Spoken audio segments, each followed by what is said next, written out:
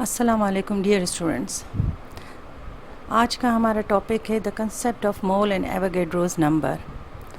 मोल का कंसेप्ट हम किस तरह से इसको डिफ़ाइन कर सकते हैं कि atoms, ions and molecules are so small that finding their masses and counting them is impossible. इसलिए हमें पता है कि अगर एटम्स को अगर हम देखें या मॉलिक्यूल्स वगैरह को, उनके ज़रात इतने छोटे होते हैं कि उनको हम काउंट नहीं कर सकते। तो इस वजह से हम कह सकते हैं कि उसके लिए काउंटिंग किस तरह से हो या उनको किस तरह से उनको हम काउंट करें। So this becomes easy when a large number of such small particles are grouped. उनकी ग्रुपिंग्स की जाएं।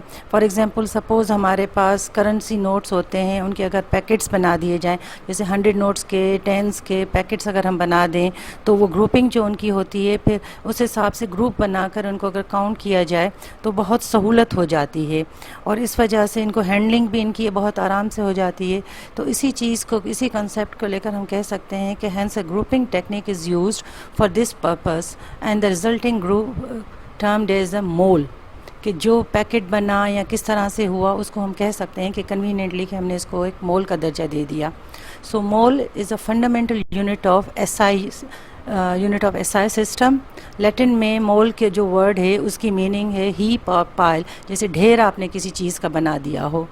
सो a mole is defined as mass of atoms, molecules और ions expressed in grams। तो जैसे अगर सपोज़ आपके पास एटम्स हैं तो उसका हम क्या करेंगे, एटॉमिक मास होगा। मॉलिक्यूल्स की अगर बात करेंगे तो मॉलिक्यूलर मास होगा। आयंस की बात करेंगे तो फार्मूला मास होगा। इन तीनों को अगर हम एक्सप्रेस करते हैं ग्राम्स में तो हमारे लिए एक मोल के बराबर होता है।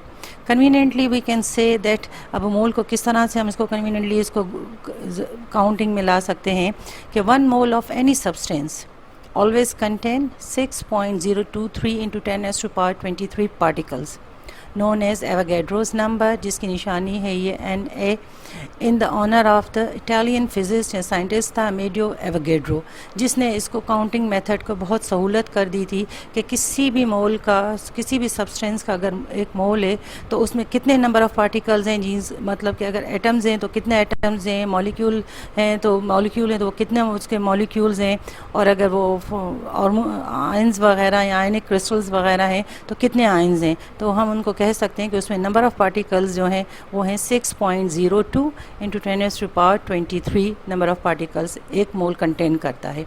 तो ये एक कन्वीनियंट मेथड हो गया है।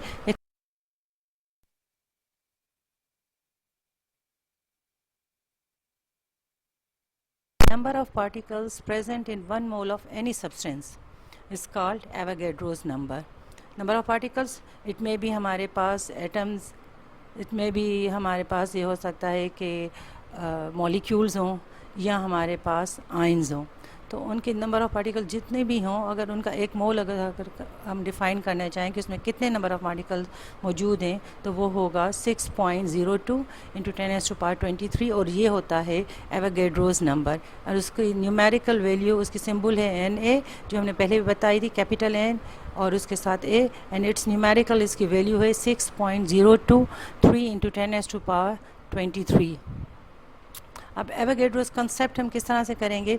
सपोज़ 1 डज़न पेंसिल्स कितने बराबर होता है, आपको पता है 1 दर्जन हमारे पास 12 पेंसिल्स होती हैं। 1 दर्जन एग्स या अंडे हमारे कितने होते हैं, काउंटिंग में हम कहेंगे 12 हैं। 1 दर्जन बनानाज अगर आप लेने जाएं तो वो भी हम कहेंगे कि ये हमें 12 ही चाहिए। तो ये एक हमारे पास कंसेप्ट है, एक अंडरस्टूड सी चीज़ है कि 1 दर्जन किसी भी चीज़ का हो तो उसमें 12 यूनिट्स होते हैं।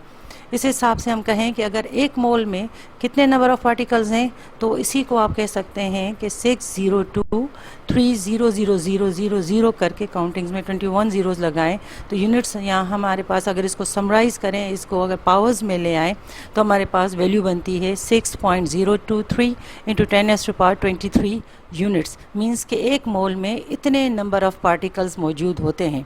तो हम कह सकते हैं सो 1 मोल ऑफ पेंसिल अगर सपोज हम कहें तो हमारे पास 1 मोल में 12 पेंसिलें नहीं बल्कि इतने नंबर ऑफ पेंसिल्स होंगी।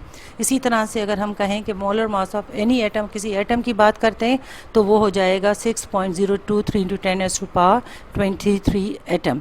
अब ये जो वैल्यू होती है ये बहुत बड़ी वैल्यू है कि हमारी बियॉन्ड इमेजिनेशन है। अगर आप इनको देखे जाएँ तो ये एक बहुत ज़्यादा है कि काउंटलेस हो जाती है। अगर आप बनानाज में या किसी में अगर आप जाएँ तो ये इतने, हमारे किसी के पास जाएंगे तो उनके पास है ही नहीं इतने, तो ये बहुत ज़्यादा वैल्यू है। और अगर केमिस्ट्री में अगर हम बात करें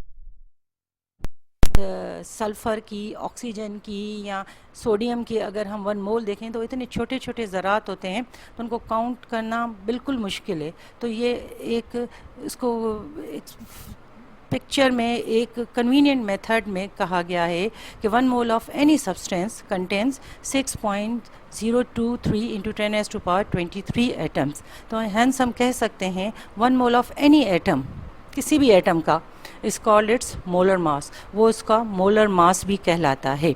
फॉर एग्जांपल अगर हम लें 1 मोल ऑफ कार्बन 12 ग्राम्स, हमें पता है कार्बन का एटॉमिक मास है, तो हम कह सकते हैं कि उसमें नंबर ऑफ एटम्स कितने होंगे 12 ग्राम्स में, 6.023 × 10⁻23 एटम्स ऑफ कार्बन। फिर अगर कोई पूछे कि 1 मोल ऑफ सोडियम उसमें कितने ग्राम्स हैं, आपको पता है उसका एटॉमिक वेट क्या है 23 ग्राम्स, तो उसमें नंबर ऑफ सोडियम एटम्स कितने होंगे 6.023 × 10⁻23 नंबर ऑफ एटम्स।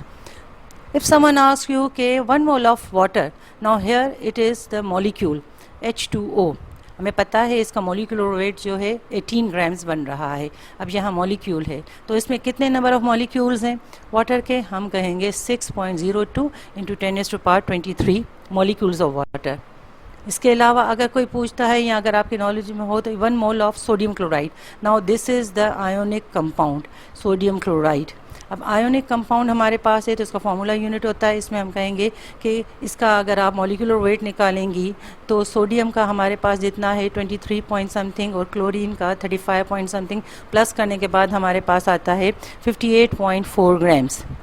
इसमें कितने यूनिट्स मौजूद हैं, कितने क्रिस्टल्स मौजूद हैं, तो हम कहेंगे इसमें मौजूद हैं 6.023 × 10⁻23 क्रिस्टल्स और फार्मूला यूनिट्स, इसलिए कि ये आयोनिक कंपाउंड है तो इनमें हम क्रिस्टल्स या formula units of sodium chloride कहेंगे। तो एक अंडरस्टूड सी चीज़ हो जाती है कि ये एक बहुत आसान बना दिया गया है कि किस तरह से हम एक मोल को डिफ़ाइन कर सकते हैं। उसके बाद आते हैं इसके कैलकुलेशन मेथड में। कैलकुलेशन मेथड जो मोल का है उसको 3 तरह से हम कैलकुलेट कर सकते हैं। नंबर 1 हमारे पास मेथड है इफ़ मास इज़ गिवन, अगर आपके पास किसी भी सब्सटेंस का मास इंटू ग्राम्स अगर गिवन है तो हम किस तरह से करेंगे। फार्मूला हमारे पास है n = given mass in grams over molecular mass और एटॉमिक मास। यहाँ पर मॉलिक्यूलर मास इसको हम कहेंगे मोलर मास, एटॉमिक मास या मॉलिक्यूलर मास जो को हम कहेंगे मोलर मास। अब अगर सपोज़ हमारे पास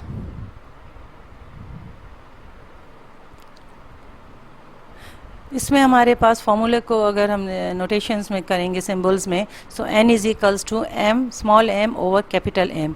यहाँ पर स्मॉल m जो है वो क्या है, where n is the number of moles और स्मॉल n और स्मॉल m हमें रिप्रेजेंट करता है गिवन मास। जो भी आपको क्वेश्चन में प्रॉब्लम में गिवन होगा वो हमारे पास हो जाएगा स्मॉल m से रिप्रेजेंट करेंगे और कैपिटल M हमारे पास होगा या तो मॉलिक्यूलर मास या एटॉमिक मास, जो भी हमें जिसका भी पूछा जाएगा। तो आते हैं suppose a problem is given to us, for example find the number of moles present in. अब नंबर 1 है 40 ग्राम्स ऑफ सल्फर डाइऑक्साइड, इसमें हमें नंबर ऑफ मोल्स मालूम करने हैं। सॉल्यूशन की तरफ आते हैं। सबसे पहले तो हम सल्फ़र डाइऑक्साइड है उसमें हम मॉलिक्यूलर वेट उसका निकालेंगे। किस तरह से निकालेंगे, हमें पता है सल्फ़र जो है वो सल्फ़र और ऑक्सीजन के 2 एटम से बना है। सिंस हमें पता है एटॉमिक मास ऑफ सल्फ़र है 32 ग्राम्स और एटॉमिक मास ऑफ ऑक्सीजन है 16। यहाँ पर 2 एटम्स हैं तो इसीलिए 16 × 2 हमारे पास हो जाएगा 32 ग्राम्स। सो 32 को प्लस करेंगे तो हमारे पास मॉलिक्यूलर मास आ जाएगा सल्फ़र डाइऑक्साइड का विच इज़ 64 ग्राम्स। फॉर्मूला भी हमें पता है जो हमने ऊपर किया था, n is equals to given mass over molecular या एटॉमिक मास। तो यहाँ पर हमें मॉलिक्यूल दिया हुआ है तो हम इसको मॉलिक्यूलर मास को यूज़ करेंगे। So n is equals to m over m। m हमारे पास गिवन मास कितना है 40 ग्राम्स, यहाँ पर 40 ग्राम्स है गिवन मास, और मॉलिक्यूल का हमने जो वेट निकाला वो कितना है molecular mass, that is the 64 grams. इन दोनों को अगर पुट करके फॉर्मूला में इसको डिवाइड करेंगे तो हमारे पास रिजल्ट आएगा answer 0.625 number of moles of sulphur dioxide. इसके बाद हम दूसरे पर आते हैं, 80 ग्राम्स ऑफ सल्फर। अब पिछले में हमें मॉलिक्यूल गिवन था, इसमें हमें एटम गिवन है, तो इसमें हमारे पास क्या होगा 80 ग्राम्स ऑफ सल्फर। इसमें हमें नंबर ऑफ मोल्स निकालने सल्फर के। सॉल्यूशन में जाते हैं, atomic mass of sulphur is equals to क्या है 32 ग्राम्स। वही फॉर्मूला अप्लाई करेंगे सिंस m ओवर m वही वाला, तो हमें मॉलिक्यूल इसका गिवन मास कितना है 80 ग्राम्स। इसी तरह से मॉलिक्यूलर इसका एटॉमिक मास हमें कितना गिवन है जिसको हम कैपिटल M से रिप्रेजेंट करें, that is the 32 grams, because atomic mass of sulphur is 32 grams. दोनों को डिवाइड करेंगे वैल्यूज़ को तो हमारे पास आंसर आएगा 2.5 मोल्स ऑफ सल्फर। फिर सेकंड मेथड पर आते हैं, सेकंड टाइप पर कि क्या है। सेकंड मेथड है कि इफ़ नंबर ऑफ़ एटम्स और मॉलिक्यूल्स आर गिवन। अब यहाँ पर हमें अगर नंबर ऑफ़ एटम्स गिवन है या मॉलिक्यूल्स का नंबर गिवन है तो उसको हम किस तरह से निकालेंगे, नंबर ऑफ़ मोल्स कैसे फाइंड आउट करेंगे। यहाँ पर फॉर्मूला हम यूज़ करेंगे n is equals two atoms अगर गिवन है या मॉलिक्यूल्स गिवन है divided by 6.02 into 10⁻23 which is the Avogadro's number जो हमने पहले रीड किया था। फॉर्मूला अगर बनाएंगे तो n is equals to m, ये मॉलिक्यूलर मास या एटॉमिक मास है, ओवर Na, ये हमारे पास एवोगैड्रोस नंबर की सिंबल है। फॉर एग्जांपल अगर आते हैं अप्लाई करेंगे, find the number of moles present in A, हमारे पास है नंबर ऑफ मोल्स मालूम करने, A है 2.3 इंटू 10⁻24 मॉलिक्यूल्स ऑफ ऑक्सीजन। अब हमारे पास फिर फॉर्मूला आता है, वही formula n is equals two atoms और मॉलिक्यूल्स ओवर 6.02 इंटू 10⁻23। वही फार्मूला वैल्यूज़ पुट करेंगे। 6 इसमें एटम्स का हमें कितना दिया हुआ है, मॉलिक्यूल इसमें नंबर ऑफ मॉलिक्यूल्स गिवन है 2.3 इंटू 10⁻23 मॉलिक्यूल्स ऑफ ऑक्सीजन। यही वैल्यू हमने यहाँ पे पुट की और फिर एवोगैड्रोस नंबर पुट करेंगे। आफ्टर कैलकुलेशन हमारे पास जो आंसर आएगा नंबर ऑफ मोल्स हो जाएंगे 3.8 मोल्स ऑफ ऑक्सीजन। फिर है हमारे पास दूसरा है इसमें कि अगर 1.8 ऑफ 10⁻24 एटम्स ऑफ क्लोरीन। अब इसमें हमारे पास क्लोरीन जो है